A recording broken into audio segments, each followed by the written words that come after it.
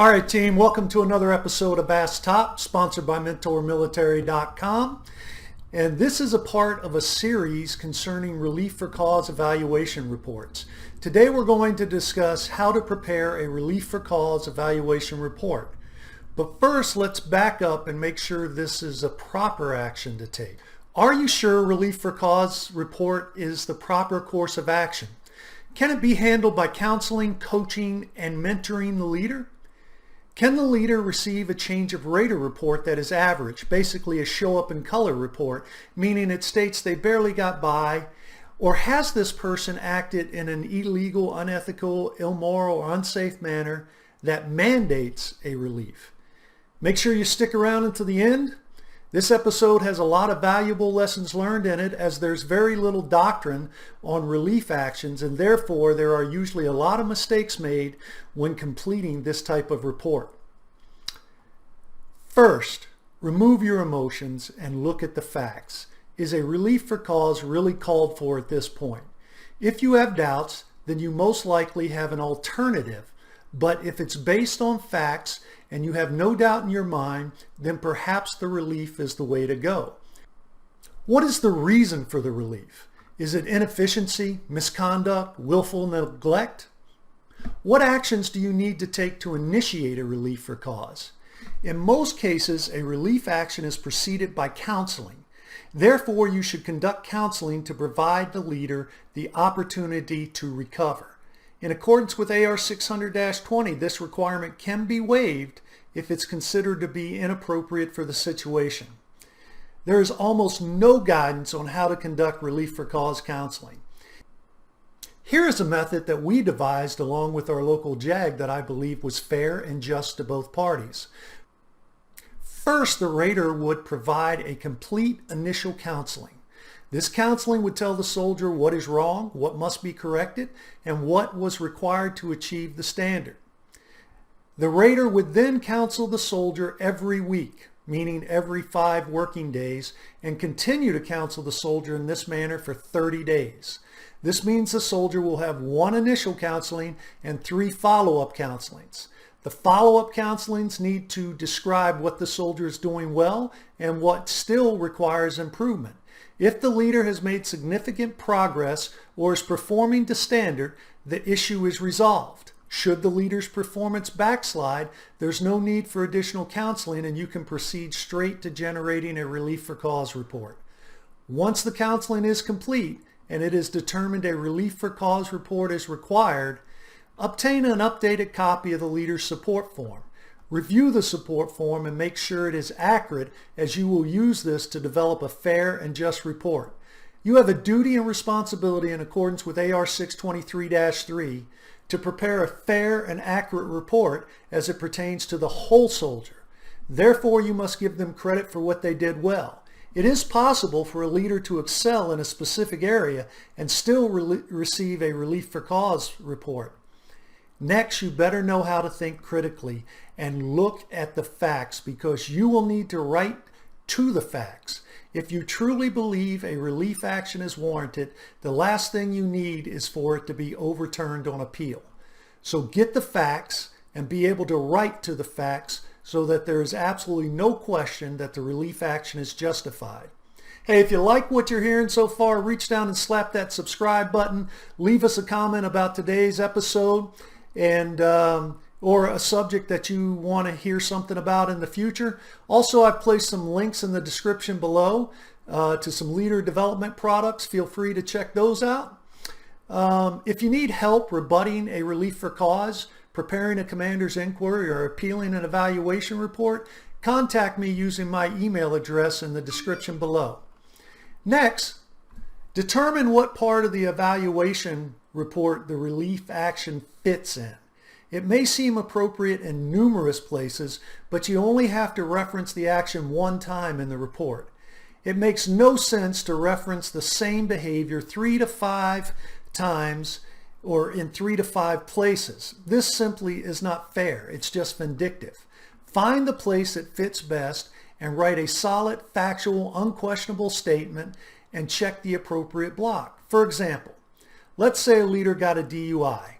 You could give them a comment in character, presents, intellect, leads, and develops.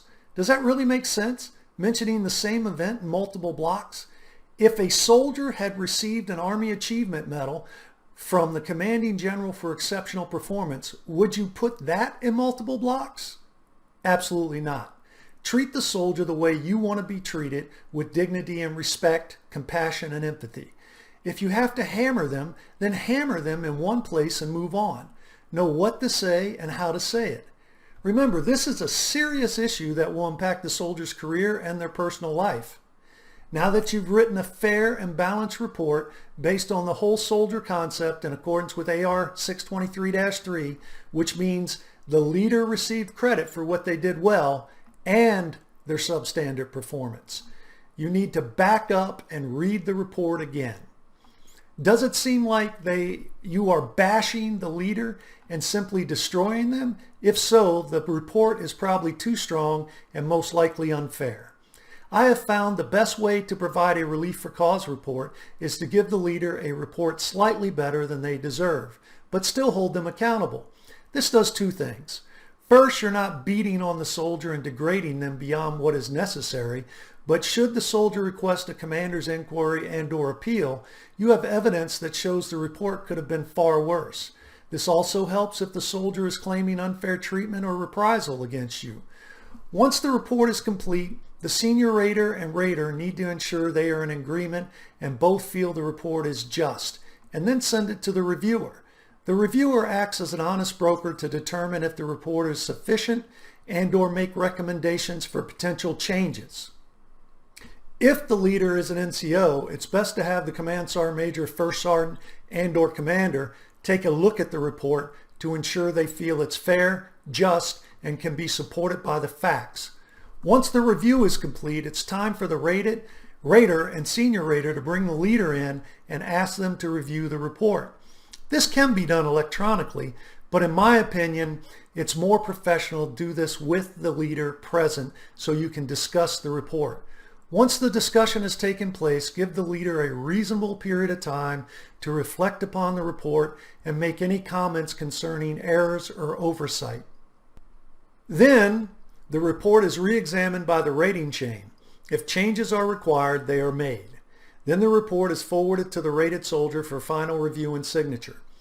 Typically, the rated soldier will have the ability to provide attachments to the evaluation report that is factual, concise, and focuses specifically on the evaluation report.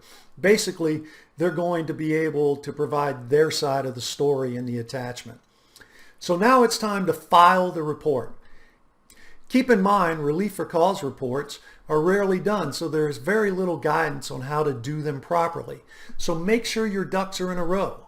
The last thing you need is a soldier coming back with an IG or reprisal complaint that can be substantiated. Err on the side of caution. Be factual and be fair. Also be aware that if the soldier requests a commander's inquiry, the evaluation report is not processed until the inquiry is complete. It goes into an administrative hold. AR 623-3 contains specific actions that must be taken for the administrative hold. Today we discussed how to prepare a relief for cause report. I want you to read AR 600-20, AR 623-3, and DA PAM 623-3. They'll give you a lot of good information on relief for cause reports. Don't forget, you have a lot of flexibility in how you handle a relief action. Be compassionate, reasonable, and empathetic. Treat the leader with dignity and respect. Ask yourself, what are my options? What course of action will allow you to achieve your obligations to the military and has the least amount of impact on the soldier's career, but still achieves the intended goal? Does the soldier deserve to be crushed? This is rarely the case. Or do they deserve some mercy and grace? Only you can decide. Treat them the way you want to be treated if the roles were reversed. Ensure your course of action is legal, ethical, moral, and safe. If you got something out of today's videos, hit the subscribe button, leave us a comment about this video or a subject you'd like to see in the future. And don't forget to like us on Facebook at AskTop and at Mentor Military. So until next time, stay safe, and stay healthy.